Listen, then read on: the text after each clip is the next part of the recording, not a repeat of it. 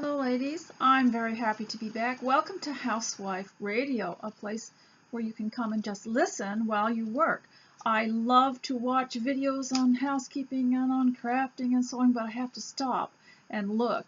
Here's some place where you don't have to watch, and I hope that it will provide for you some kind of company while you go about your homemaking. And you don't have to stay and watch me because I am not going to show you anything except for my teacup. And today I am wearing one of those Time and True t-shirts from Walmart, and it's kind of a purple color, and I found this at the Goodwill, and it's a beautiful plate and cup. The cup has a kind of fluted edges, hexagon type edges, and it's brand new. I can tell when a cup is brand new. It has it's a small cup, and so I probably will give it to a child eventually, but I wanted to share it with you and show it to you today. So, because every time I come here, I like to show my teacup, and it's by I noticed at Goodwill that they have sometimes people's collections that show up there that start surfacing that were obviously in their china cabinet or collection and they had not been used. And this is called Rosina, made in England, probably from the 1970s or 80s, but of course it looks very, very antique, and it's so pretty. I don't like to have anything in my china cabinet that I cannot use, so I go through them regularly and check them over, and if I don't think I'm going to use them, I give them away or use them for some other purpose. So, because I can only have so many, I don't want to have a lot of stuff in boxes. So anyway, that's the teacup, and today I am going to have my 3 or 4 categories, but I want to start out by introducing you who are new here to my channel. There are no comments here because for various reasons YouTube has changed so many settings that it won't play sometimes and it won't notify you. So I also don't want to deal with too much social media, so I am using YouTube for a storage place to make videos for my blog. So I will provide a link to my blog. Please go over there to listen to this, and it will probably play much better once it's embedded in my blog.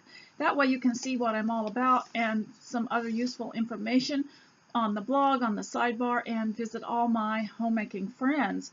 This is for people of all ages, and I hope to include something for everyone here. I'm a veteran homemaker, veteran homeschool. I've been a preacher's wife for 48 years, and I've been alive since Truman. My husband has been alive since Roosevelt, the second Roosevelt. And so we're getting a little bit on the older side. I just wanted to share some things with you. I thought how much I would have liked to have someone to listen to or talk to, or someone to read something to me. And when my children were growing up, their reading lessons took place while I was doing something else like the dishes or cooking. They could come in and read to me, and I miss that tremendously. So I always have my favorite videos on while I'm doing some repetitive type of homemaking, and that's what this is for. If you've got something to do, if you've got something to fold, if you've got to load the dishwasher, to unload the dishwasher, to sort some papers, to just do some things that you've been putting off or they're rather tedious, this might make it a little more tolerable, I hope, if you can stand my voice all that time. And I try to talk for about an hour so that you can actually get something done. So I usually divide this into 3 categories, and I'm trying to make it into 4 15-minute segments, the first being your preparation or your appearance and for homemaking, and the second will be the home itself and ideas for the home, and maybe a few homemaking inspiration and tips if I have any that you might find useful. And then the other would be ideas and inspiration. And the last one would be dealing with people, because we live with them, and that's why we're homemaking. We're doing it with them, and they're involved with us, and so we need to know how to work around some people. We need to know how to manage when there are people that are in your way, or how can you do this? How can you take care of older children, younger children, maybe a schedule or a, what do you call it, when a husband is on a different, when he's on different shifts, how do you manage it? And so I hope to cover some of that. I must think I'm more than one person because I keep saying we. So if we want to start with preparation, and that is to prepare your mind. And so the way that I do it, I get myself a cup of tea, and sometimes something will come in the mail, or is in, like here's something that was inserted in a package that came from somewhere, and it's got blank paper in it, so I fold it into 3 pieces, and I make a list, and I put little boxes by that list. And why I do that, I don't want to schedule, because if it says 9 o'clock to 10 o'clock, do this, and I don't get it done, that's just really going to throw me off and discourage me. So I just put the list. Doesn't matter what time I do it, as long as I put first things first, the most important things first, that need to be done in the beginning. And I put the little X in the box, because it makes it look like things are getting done. Because sometimes I will say at the end of the day, I didn't get anything done. But if I have this list in those little boxes and put the little X there, I learned this from Mr. S because he had a day timer. He always has had a day timer. And that's where he wrote down everything that he did, every place that he visited, anyone that he spoke to, and he put the time on which it happened. He even had a little list on how much money he had spent. And I learned this, and he has such a balanced mind because he does this. He never feels scatterbrained, because he has this list. He doesn't always have a time schedule, but he has a list schedule. So I don't stay on schedule, I just stay with the list. So the first thing that I do is get my cup of tea, make my list, and then I ask God to help me accomplish it. That's something I really recommend to you, because somehow it solidifies your determination to do it, and puts your trust in someone other than yourself.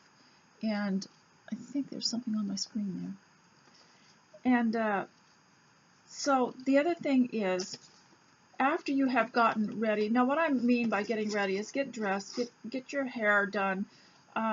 If you feel in any way uneasy, grimy, or just not put together, go wash your hair, fix it, fix your face, put on clean clothes and smell good. If you've got some kind of cologne or perfume you never use, just use it, because the queen isn't coming. I'm always saying the queen isn't coming, and that's why I'm getting out my best teacups. They're not coming. No one's coming. So treat the home as if it's a palace, and where all good things happen and important things happen, and dress as though you are attending somewhere that is something that is really, really important. And even the men who began their work at home back in the 60s, there were some home businesses that were begun in men's garages and basements, and where they created office. They found that it was better to dress up, and they even wore a shirt and tie, because they knew that they were in for business, that they dressed for business. And so that's what we're doing, is we're dressed for business. And if you have a collection of aprons, wear your apron every day and put a new one on every day. So now that we're all dressed up, and it also improves your mood. You have to look in the mirror. You have to look to see if there's any resentment or hardening in your eyes. And sometimes through constant disappointments, we can become hardened and bitter. We start clenching our jaws. And it's so important to have that time in front of the mirror. I know there has been a movement to tell us that that's all shallow and that's all vain, and that we should be concentrating on things that are more intellectual. But really, if you love people, if you love the people around your home, if you love the Lord and you're grateful for your home, and by the way, I've got the camera situated here so you can look at my home, because I haven't had much success on doing a home tour or pictures, and it's real cluttered today because I've got all the decorations out. It doesn't normally look with this much stuff around, but I wanted you to see it in the background and enjoy it. And I think that when you're working in your home, you need to dress as though you are presiding over, you're the hostess and you're presiding over something. Even if you don't do all the work, at least you're seeing that it gets done. So I think you need to dress for it too. And also work on your posture and stand up straight. You know, some of the nicest posture I have ever seen when I'm going and looking at the Caucasian culture over the Caucasus Mountains and in that area, those women and men have so much dignity, and yet some of them don't live in nice houses. They live in tiny little places, and they have such dignity. And even the people that we used to see when we went overseas for the church, we would go to places in the rest of the world where people had absolutely nothing, but the women dressed with great dignity. They would not go around in shorts and t-shirts and tennis shoes. They didn't like it. They didn't want it. But I know growing up in a situation where we didn't have much of an income, how important that was to us to have nice clothes. It was the one thing you could have that would give you dignity, that made you feel like standing up straight, that helped improve your posture. And so you will notice a change in yourself and in your approach to your work and to your family when you start dressing with dignity and dressing up. You don't have to buy expensive clothes, but you know, give them a little press and wear them with a skirt. You just feel differently, and you will approach your work so much differently. So now that you're all dressed up and you're ready to go, I want to move on well, just let me just give you one more little tip about dressing. When you think about maybe somewhere you have gone and the scenery just takes your breath away, you ever see something like that? Or you get on Pinterest and you see a picture of a beautiful bouquet or a beautiful something that you're interested in. It just sort of leaves you in awe.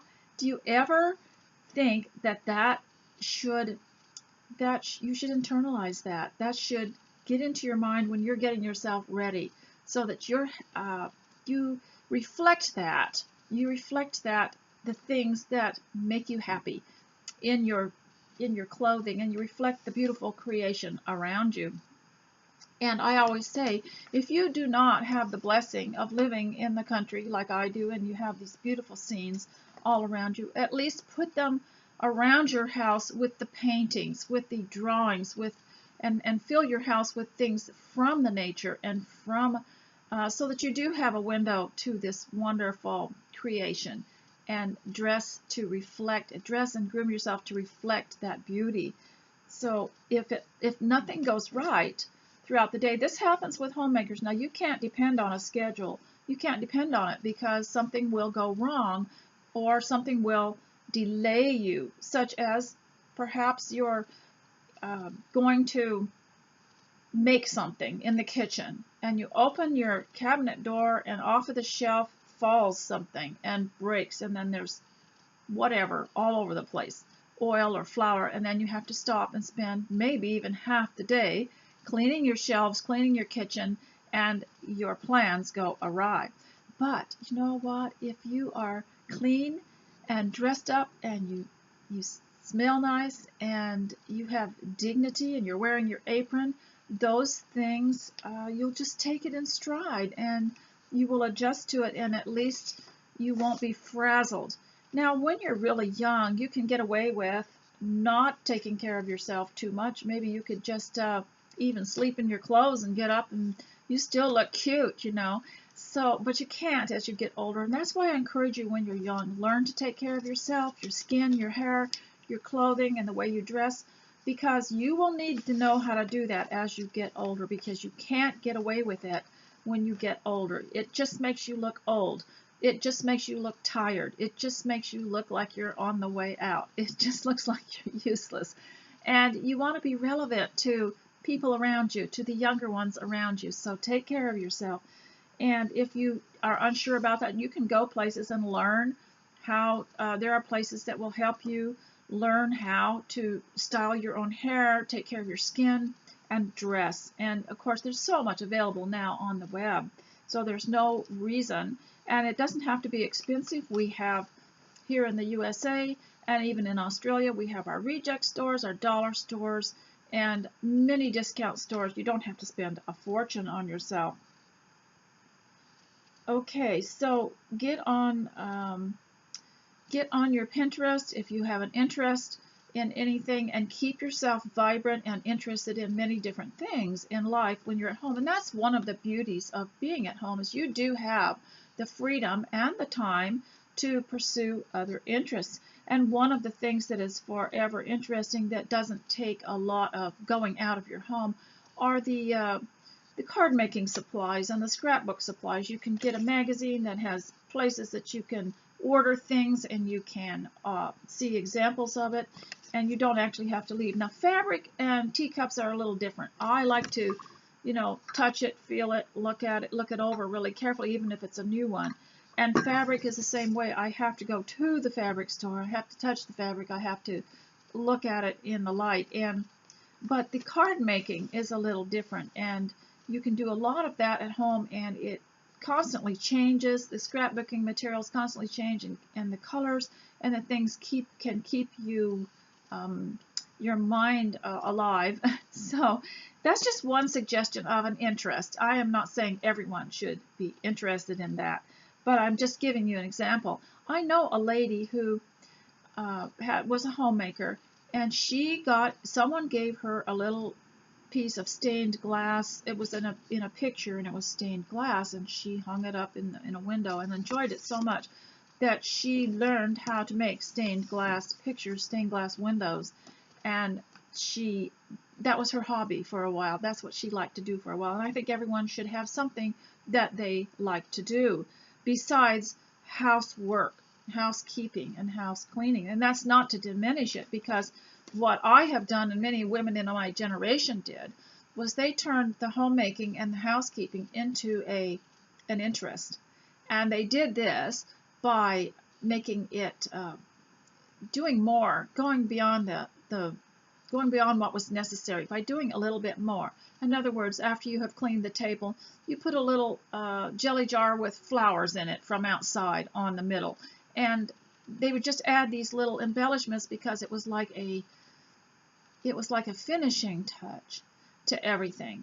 And so that's how that's how I trained my children to clean and take care of things, that after your garden is all dug out, well, now you can start putting things where you want it and making it beautiful. So you can't treat your life at home and your homemaking and your yard work as one grueling job, and you can't treat it as though it's soulless and mechanical and dry and harsh. And that's the way you approach homeschooling too. It has to be loving. It has to be enjoyable. It can't be run like the public school. You cannot copy everything that they do, because what you want to do is get different results, and also improve your children's attitude towards work, that work is something that's very desirable, and that is energizing, and that is profitable. And in all work, the Bible says there's profit. In all labor, there's profit. But of course, it has to be done in a way that will also give you energy back. Now, in my generation, in the 1940s and 50s, men and women that liked work thrived on it. They didn't really even have to have luxury or entertainment, because the work itself made them so happy, because they also were creating something. They were also accomplishing something. And so don't treat it as though it is soulless, mechanical, and materialistic, and make it reflect what you think the beauty of the creation is, your work. And go the second mile, make it shine, make it clean, make it lovely, make it smell nice. And if your children detect in you this joy and loving attitude towards your sweeping and your laundering and your folding and everything, they're going to have a different attitude towards work themselves, and it's going to be positive. Now, I've spoken for about 20 minutes here, and so I want to go on to some a tip, a homemaking tip, and that is don't sabotage your own comfort and your own labor by creating work for yourself. Don't become a pilot. And you know that old saying, I'm a pilot because I pilot here and pilot there. Don't become a pilot. And if you will clean as you go, if you have sat down and you are reading something and you've taken off your shoes and you have a few things beside you, as soon as you leave that area, or even while you're there, neaten it up. And when you get up to leave that area, you pick it all up, and you don't create work for yourself for a cleaning day or for a work day. And that way, if you have any kind of sudden change or emergency, or someone's coming over, or you need to get your place ready in a hurry, there will only be just minimal things left to do because you maintain it. So maintain it at all times. I understand you will have to have a work day to get that started, but after the work day and after it's all cleaned up, then you need to maintain it, and that means everywhere you go, you pick up after yourself. Now, I know since my children are not living here anymore, I can't blame them for the mess. I realize now that 3/4 of the mess I created myself. I'll get out some sewing things and I'll start making some things, and then it'll be time for dinner and I'll leave that there and make a pile, move it over. So I have to watch myself, and you can do that too, because if you have a sudden need to clean up, you don't need to have the stress cleaning. They call that stress cleaning, you know, when someone's coming, so everybody just rushes through at the last minute. You could maintain it. You just go around and maintain it. And even I do have a couple of what I call red hot areas where I've thrown sheets or blankets over certain areas that need to be tended to as a signal. Anything where there's something over that's covered, that's something that I need to take care of, and it, you know, piles of boxes and storage and things like that. But you have to also keep in mind, in the forefront of your mind, your goal, and don't let anything stop you totally. And there will be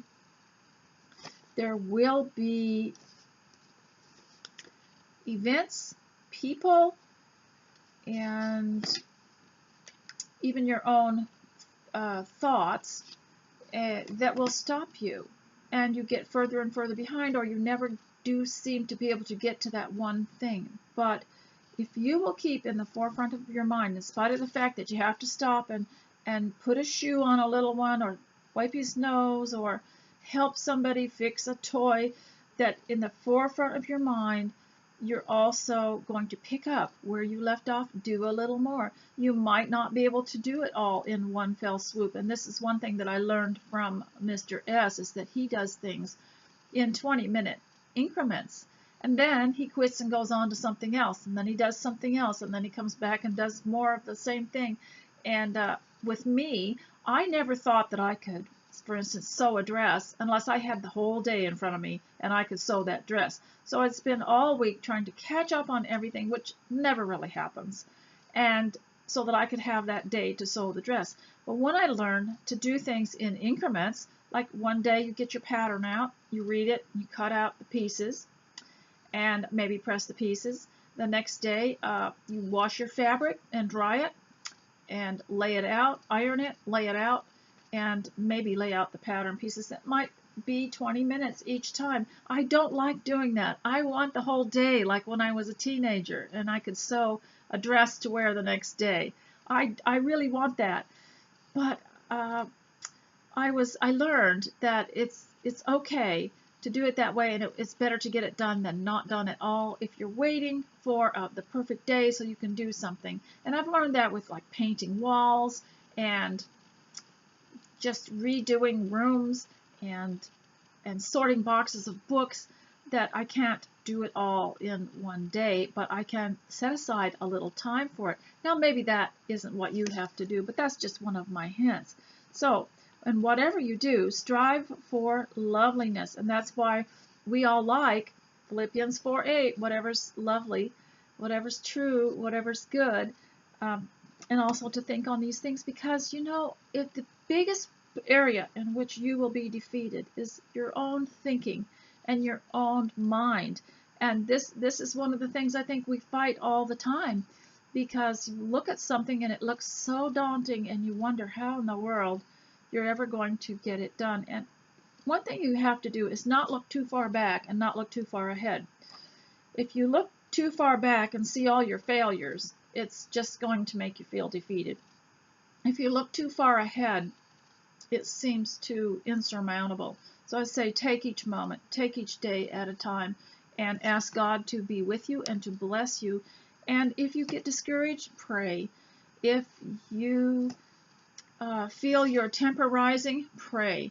And I would like to also interject something about being with children and also homeschooling with them. If you're losing patience, here's one thing I learned real early in homeschooling.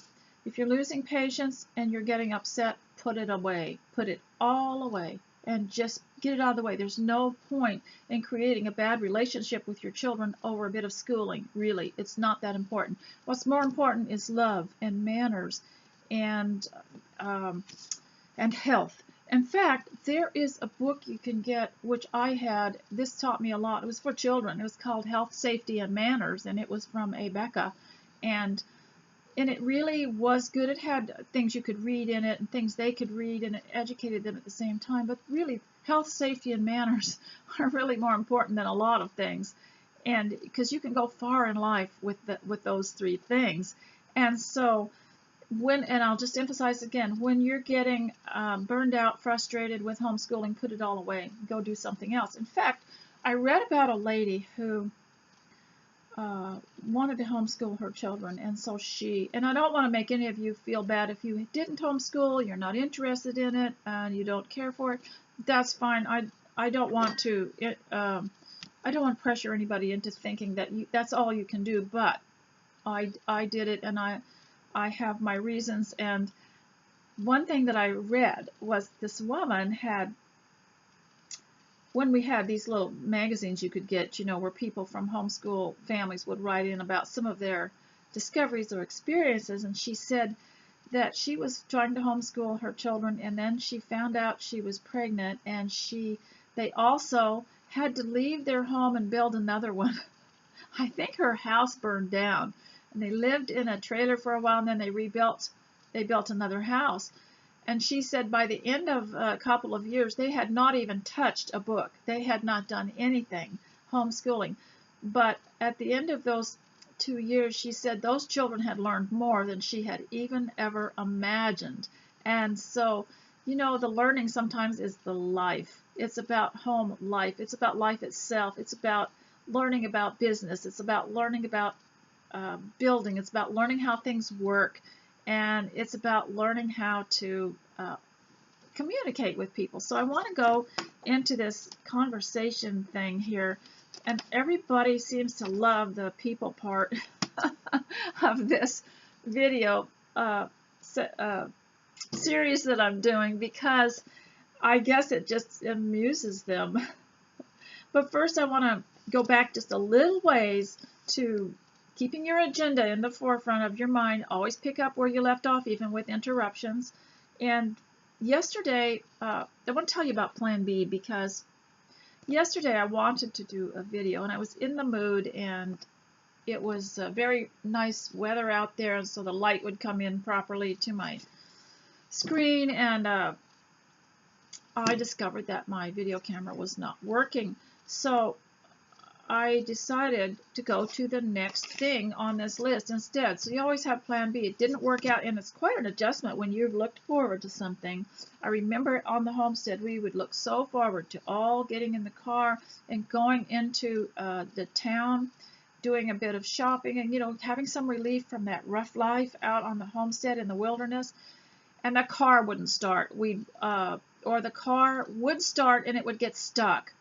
And we would wait and wait and wait while our father and mother put branches on the ground so the car could get some traction and go. And then finally, as the light began to fade, they would bundle us all up and carry us back down that long road and get back in the house and start a fire. And the disappointment was incredible, just incredible. You always have to have, but my mother was really smart. She had things, every year she would order things from catalogs, so that during the winter, every child had some kind of a project, and we'd get a the girls would get things they could knit, things they could paint, and the boys would get um, things that they were interested in too. She'd find out what we were interested in, and they always had those things. So that was when she would get that out, and then she'd make us hot cocoa with marshmallows, and so that you could substitute. And I love that idea of substituting a yes for a no. You don't have to be miserable. You can substitute something desirable for something undesirable.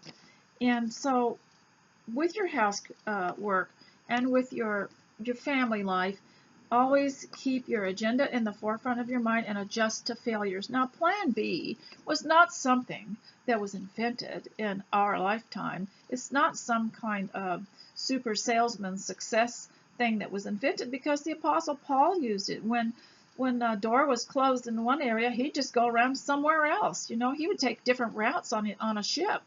Just if he couldn't get in one way, he'd get in another way. And even Jesus Christ, when he was not well received somewhere, he would shake the dust off his feet, go somewhere else. So this is what you do. When you have a failure, you just start something else. You just find something else. Now, that's not saying you might that you won't spend a few moments in tears over failed plans. Like yesterday, I had gotten all ready and took my apron off and had my notes here, and I was all ready, and it wouldn't work. So I couldn't seem to get going, so I remembered my mother, and I made myself a cup of hot chocolate with marshmallows. And after drinking that, I revived a little and went on to the next thing on the list, and I got quite a bit done. But I wanted to tell you something very amusing about why the camera wouldn't work. I guess you could probably guess, is that we had some company, and we were watching an amusing video that I wanted to show them, and they said, you know, you really should put some tape or something over your camera. And I had done that and forgotten all about it and left that taped there. I think it was a Band-Aid. And so I finally discovered it after calling around to all my grandchildren and getting them to get on the share thing and figure out what was wrong with my computer. So I'm sure that's happened to some of you too. So adjust to failures, and there had to be, look at it as maybe there was a reason. Maybe this helps me get on with something else when you have failures like that. And for instance, when a child is sick and you've had to cancel all your plans to go out and do something all together, and you have to stay with him, well, you just put in a movie, you adjust, you turn up the heat, you make everybody comfortable, and you hold your child, and you adjust, and you just have different plans, and it all works together for good. And remember that Plan B came long before this generation, and you can always have a Plan B, so always think about that. And it can be a happy alternative. You don't have to be disappointed. So I would like to also now move on to the people part. Oh dear. This is about conversation and some of the things that I've observed over the years. Now, I'm not some kind of therapist or expert at anything, so you don't have to take anything I say and use it, because you need to develop your own solutions and your own style in everything. But I'm just sharing this for your amusement, and under my I'm exercising my freedom of speech. So conversation. Now, one of the things, and I'm dealing with children and adults, and one of the things children will often do, and maybe you do it too, so that's why I'm bringing it to your attention. Do you come in on the back end of a conversation that you haven't heard, but you walk in a room and you hear the tail end, or a few phrases or a few words, and assume that you know what they're talking about, and then make a remark?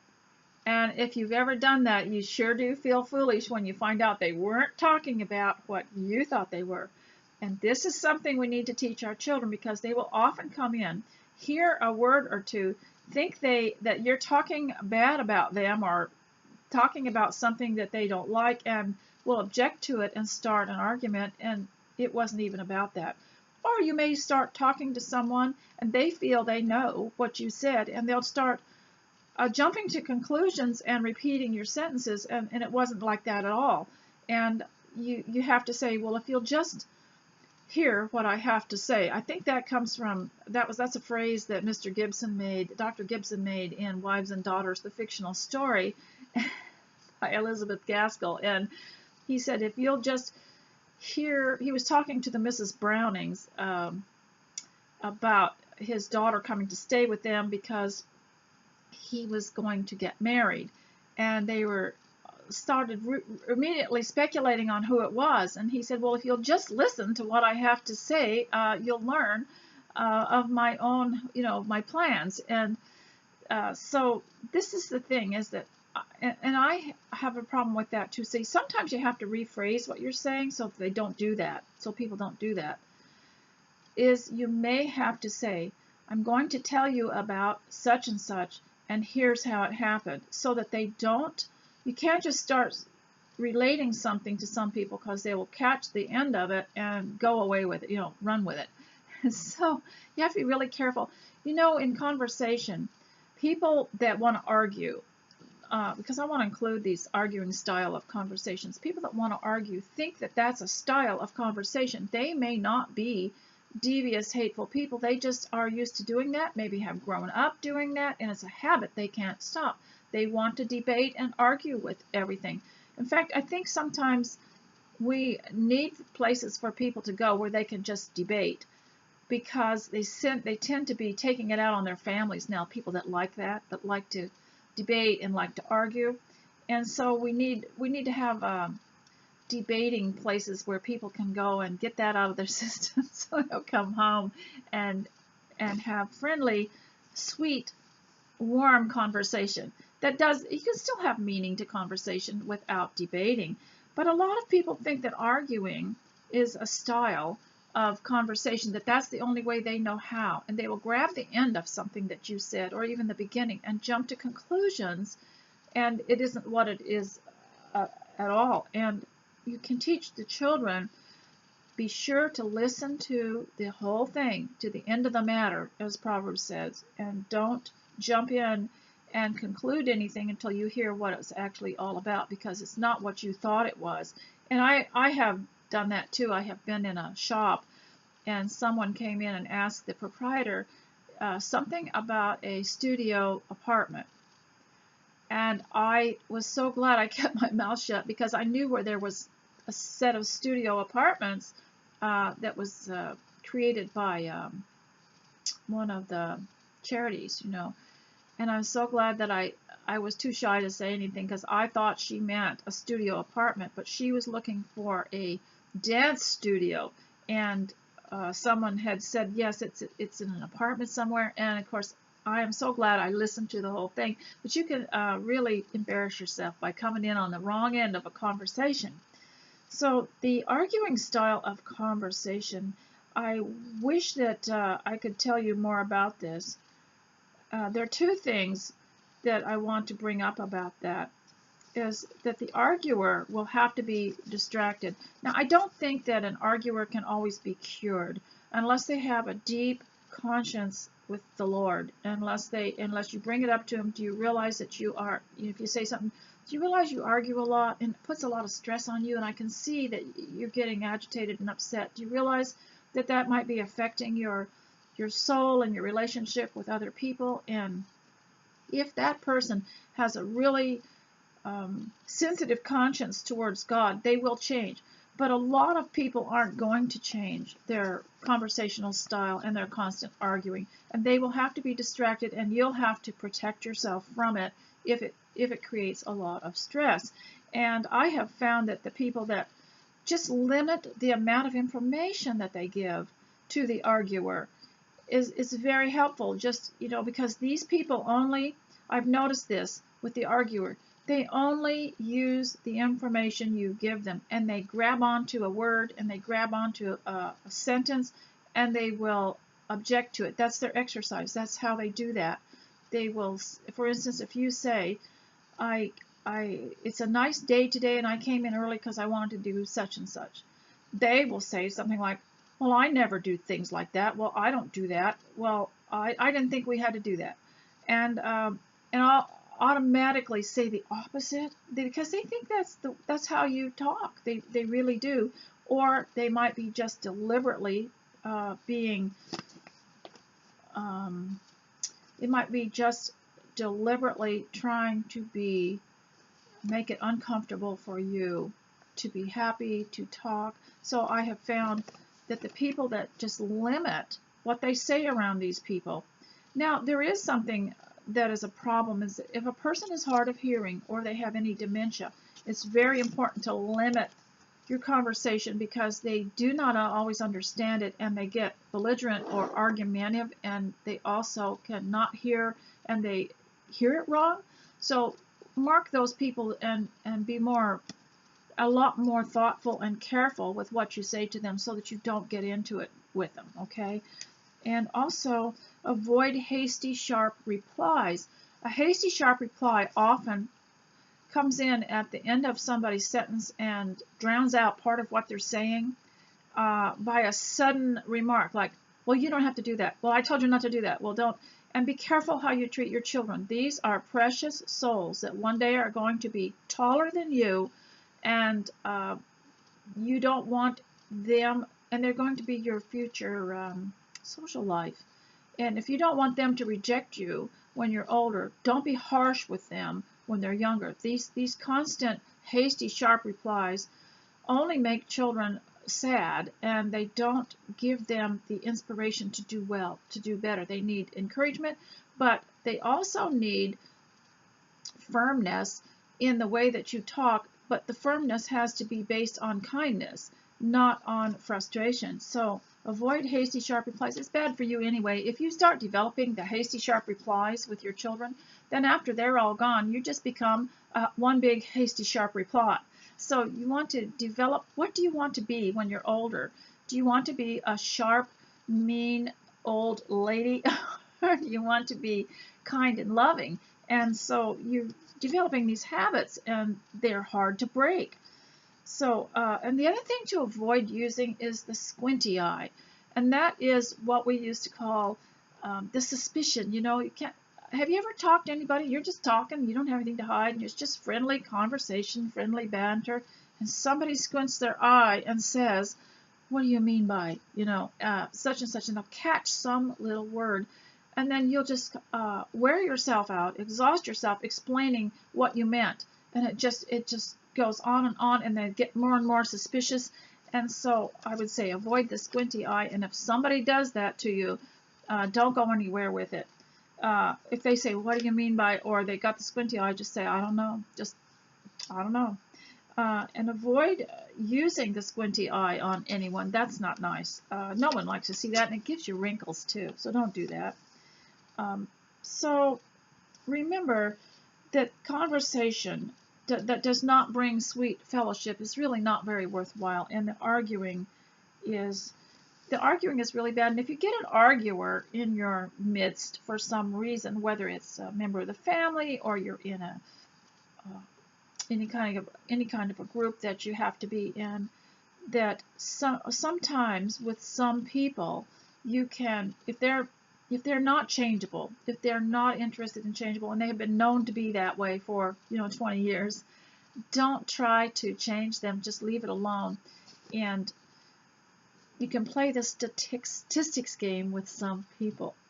If they think they're really smart and they're very superior to you, and they are lording it over you, and they are starting to argue about every little thing, you could ask them, could you bring me some statistics on that? Could you give me some percentages on that? Because I heard that 99% of people who believe that way are also people who are having a lot of problem in their business or something like that. But do the statistics thing and say, can you give me some statistics on that? Can you give me, because then they have to provide proof, and you put the burden of the thinking on them. And when you ask them a question, you're putting the burden of the thinking on them. And when they draw these conclusions, the other thing I want to remind you about as a homemaker is to be careful not to over question somebody about personal things, like how much do you weigh, who did you vote for, how much did your groceries cost, how much did your boat cost, and your car cost, and your tractor cost. I live out in the country, you can tell. and we love our wagons and our tractors and our and all of our yard tools. and you know, people can find out that stuff for themselves. They don't need to ask. You don't need to be asking personal questions. And so I want to remind you too, because what you want, here's what your goal is. You don't need to be extracting information from people, and they don't need to be extracting information from you. You need to have a healthy, harmonious, sweet fellowship and conversation. You don't need to be constantly trying to put people on trial and root out the evil from them and make them feel like that, wow, I feel like I'm being grilled by a lawyer, you know. So be really careful, because it's bad for your personality to do that. If you're doing that to people, then when you're elderly, you're just going to be snippy and snappy and full of hasty, sharp replies, and then constantly giving people the squinty eye and questioning them. Now, I do want to leave you on a good note, and that is because I don't want to end this with the sour conversation problem, which we all have.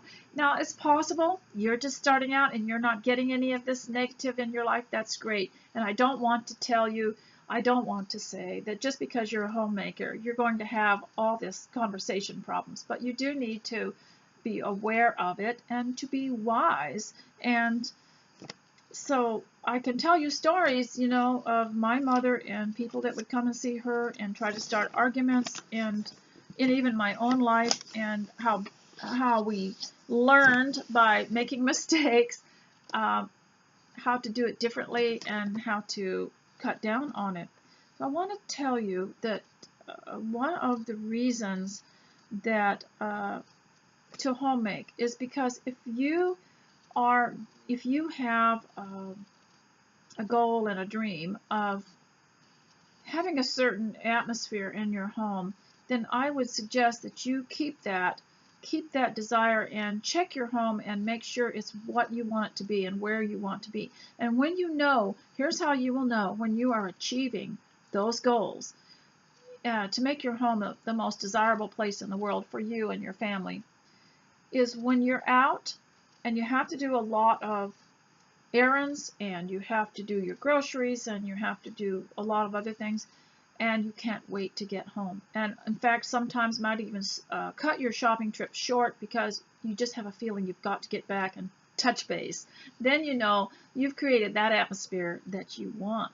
And for those of you who haven't quite achieved it, then you should observe when you're out, why is it you like certain scenes, certain shops, certain scents, and certain atmospheres, or when you visit somebody else, what is it you like about their home? And then you can recreate things like that to your own taste and in your own home.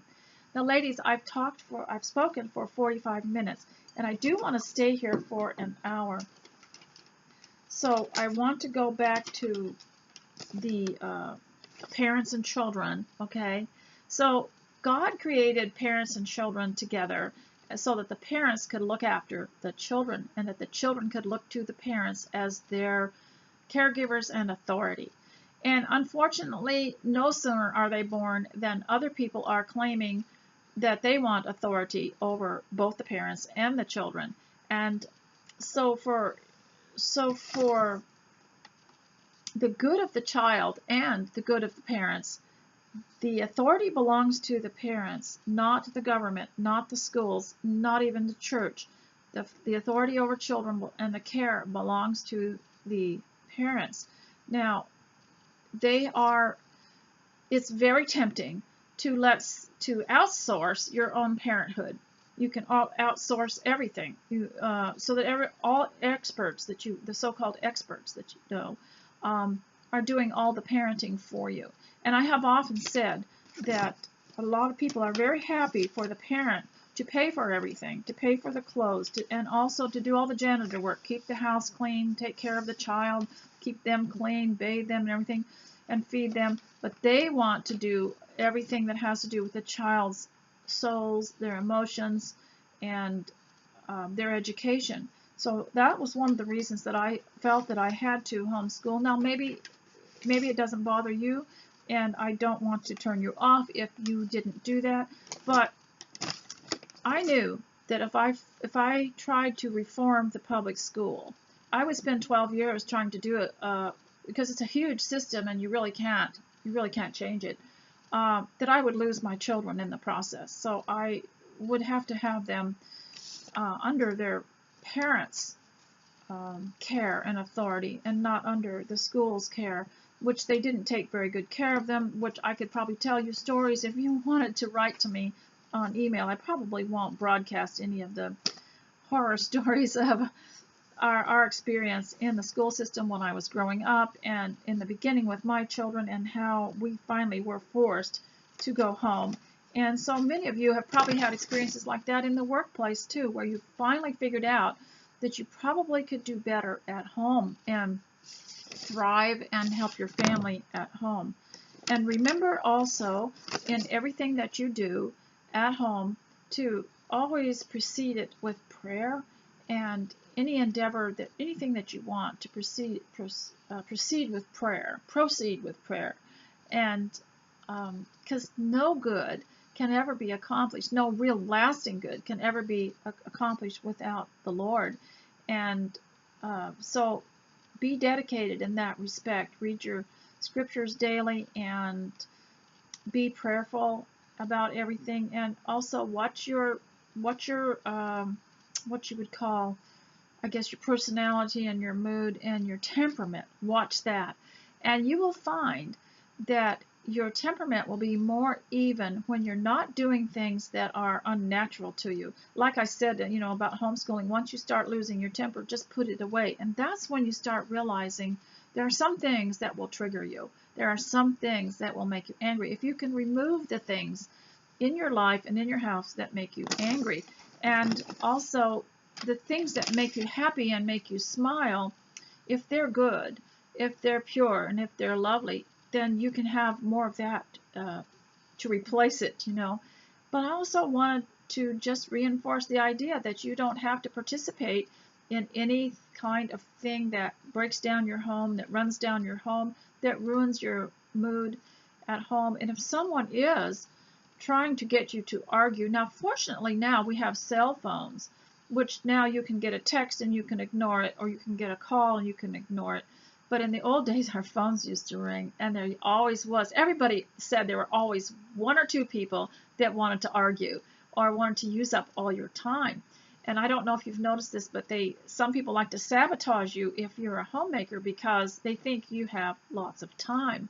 And so fortunately now we have phones where we can just decide whether we want to engage with a certain conversation or not. And so we need to show some wisdom about how we use our time, because time is all we have, and once it's gone, it cannot be recovered, and then you have to move fast and furiously to play catch up, which fortunately some of us can.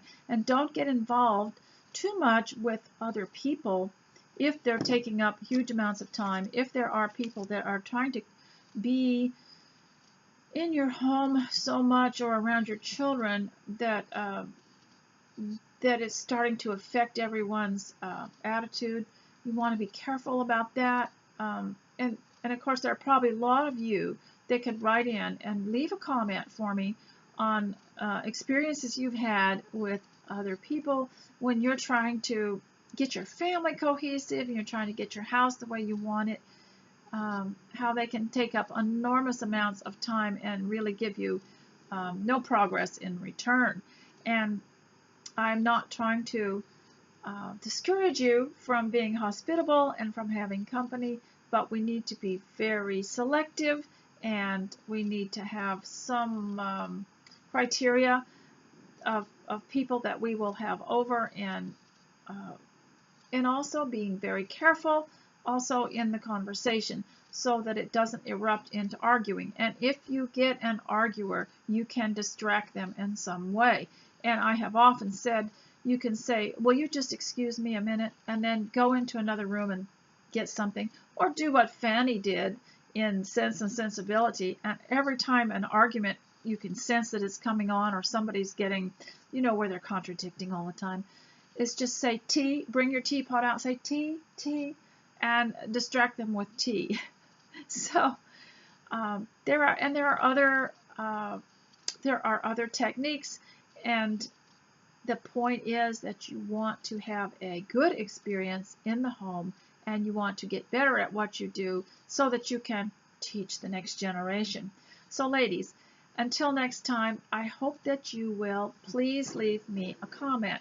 My donation button is on the side, and I don't have comments on the video channel, but I hope that you will go to my blog and leave me a comment, and I hope you got a lot done today. I love your lists of all the things that you leave on the comments about things that you accomplished, and I hope that in an hour I'm amazed at what people can do in an hour listening to something. And now I've got to get busy at one of those red hot spots that I've got in my home. So I hope you're having a happy holiday time, and that is delightful to you, and that you're able to stay home and accomplish some of the things that you want to do. And so if you've got any more ideas of things that you would like for me to address, I'm not sure that I would have the experience to address it, but anything that you want to hear. I do have some books I want to read to you, and some stories I'd like to tell you.